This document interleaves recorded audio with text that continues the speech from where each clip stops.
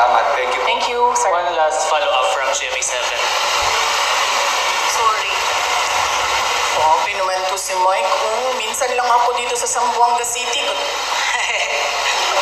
Time out daw.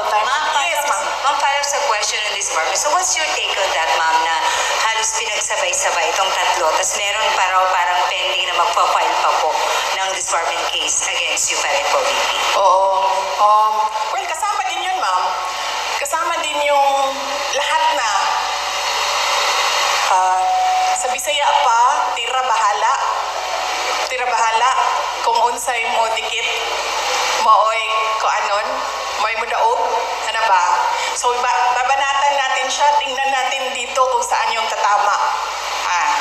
Anak na siya. Last Yesterday, isa pa. Ma'am, yesterday you mentioned na isang threat sa inyo is yung pag-absorb ng PSG, now PSC, sa inyong BPSPG. But now that they are totally, taking over and replacing all your security sa PSPG ng PNP, how do you feel about it, VP?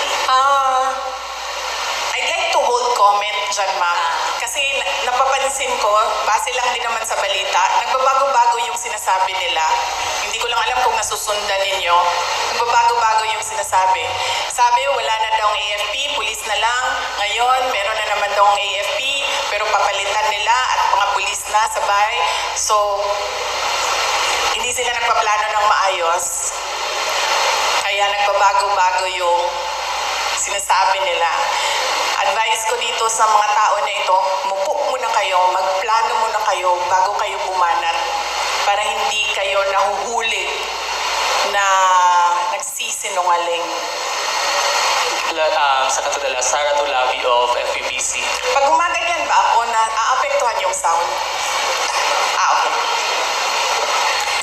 Good afternoon, VP. Since natanong na po yung isang tanong ko, ito na lang po. Sabi po ng PNP, wala silang information sa pagbabanta sa inyong buhay. Inireport nyo lang po ba ito officially, ngunit nasabi nyo hindi ito pinansin ng mga kinauukulan?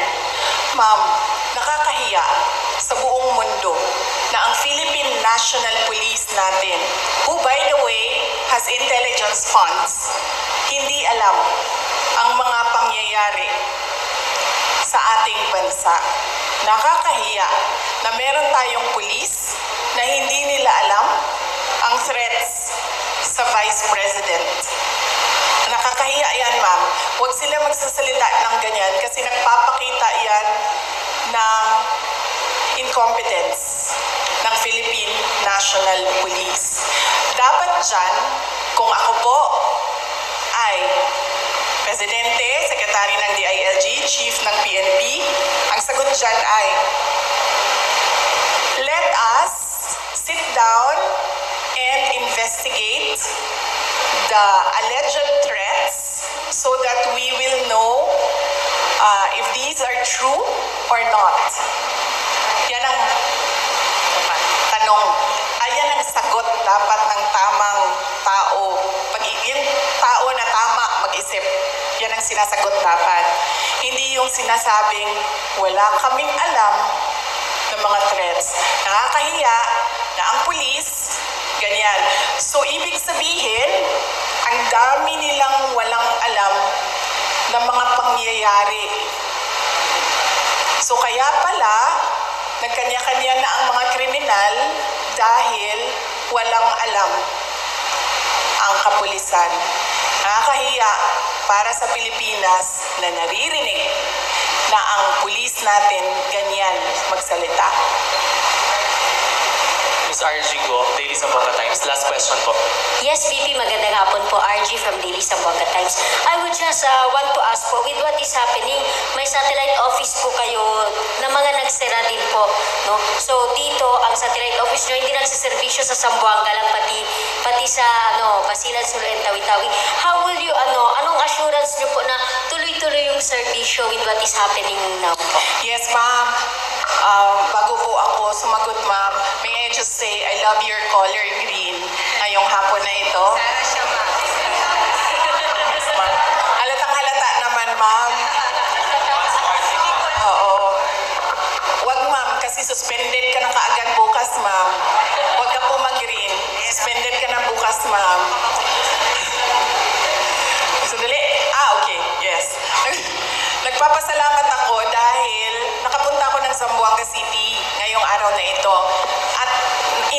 person yung meeting namin ng satellite office lead sa Western Mindanao kasi papunta kaming there's about 40 minutes papunta doon sa Isabela City. So 40 minutes papunta, nag-meeting kami. 40 minutes pabalik, nag-meeting kami. So masaya ako dahil nagawa namin yon in person. Ang hirap din kasi talaga mag-meeting pag Zoom eh. At napag-usapan namin ni Mr. Mike Saavedra na malaki kasi renta na, malaki din kasi itong building na ito, malaki din ang renta dito ma'am. Ang gagawin namin, lilipat kami sa mas maliit na lugar, mas mababa yung renta. So, napababaan na rin yun namin yung budget na kailangan gamitin. Tapos tutuloy-tuloy lang si Mike ng mga downsized na mga project. So, yun ang plans namin for Western Mindanao Satellite Office. Papaliitin namin, ma'am. Tsaka maghahanap kami ng mas mababang renta.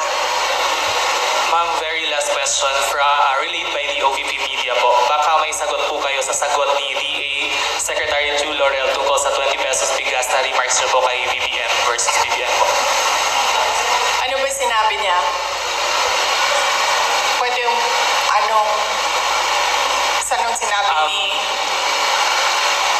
This is relayed by the OVP Media po. Yung baka may sagot daw po kayo regarding sa sagot ni DA Sec Chu Laurel tungkol sa 20 pesos bigas remarks niyo po versus BBM. Anong sinabi niya? Hindi ko alam. Sorry Hindi ko alam kasi ano sinabi ni... Hindi ko alam. Wala. Sorry, hindi rin namin. Ma'am? Ang sabi po niya ay matalino naman siya, di ba? Iba yung panahon noon at ngayon. Pag-aralan niya muna bago magsalita. Okay. Yes. Tama naman siya doon. Matalino talaga ako.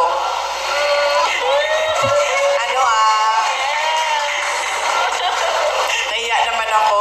Hindi naman ako nagyayabang, di ba? Kasi siya naman yung nagsabi na matalino ako. So, thank you, Secretary Laurel, for saying na matalino ako. Finally, meron sa administration na nag-recognize kung gaano katalino si Inday Sara Duterte. But, ang sagot ko doon ay, huwag siya yung sumagot. Hindi naman siya si President Marcos. Diba? Hindi ko naman sinabihan si Secretary Laurel na, uy, nasaan na yung pangako mo na 20 pesos per kilo na rice? So bakit siya yung sumasagot? Ang pangalan niya ba ngayon ay Bongbong Marcos? Diba? At saka bakit nagtatago yung presidente sa likod ni Secretary Laurel? Si Secretary Laurel ba yung nagsabi nun? Hindi naman eh, di ba? Diba? Naalala niyo ba yon? Nakita niyo ba yung video na yon? Nangangampanya pa, di ba? Di ba siya yung nagsabi? May evidence ba tayo na si Bongbong Marcos nagsabi nun? Well, si President Marcos ang nagsabi nun? May evidence tayo. So, hindi dapat si Secretary Laurel ang sumasagot. Hindi. And thank you for recognizing my intelligence. Alright. Ma'am, pwede totoong last na. Yes. Uy, hindi okay lang kasi minsan lang naman kami magsama. I mean, parang ngayon lang tayo nagsama, di ba? Ngayong taon na ito, ngayon lang. Ma'am, Yes, baka ma'am. gusto niyo lang magbigay ng comment doon sa apo ni Ninoy kasi na-mention po siya. Apo? Apo ni Ninoy? Ninoy, Oo. Sabi niya, panananawagan siya na tigilan na raw ang kanilang pamilya, please. Ang turing daw niya sa mga Duterte at sa mga Marcos ay parehas daw, dalawang ulo na parehas halimaw, and so on and so forth. Ang dami pa po niya sinabi. Yes, huwag na tayong mag-comment sa mga apo. Oo. Kasi natural sa mga anak at apo ang affinity sa mga magulang at sa grandparents. So, huwag na natin sagutin yan. Question, Joseph Sobrado po. Saan si sir?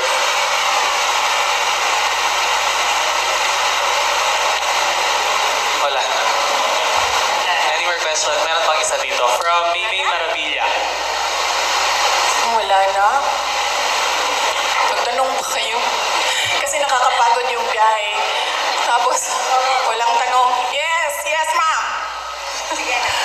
So, good afternoon po, VP. What is the Vice President Sara Duterte's current stance on supporting specific political groups or candidates in Zamboanga City as the 2025 elections approach? Considering Congressman Manix Dalipe, the majority floor leader is Sino backed yun? by the administration po. Ha? Okay. So, at the moment, no, there was an initial meeting with senator candidates of the PDP party. And I am not a member of PDP. They've been trying to recruit me and I've been telling them that I have to think about joining a party because right now I am enjoying that I am free and I don't have to answer to a political party and I don't have to toe the line of a political party. So I have to think about that. But I told them that I can help you strategize on what to do. Initially, during the meeting, I gave them suggestions. I gave them suggestions on what they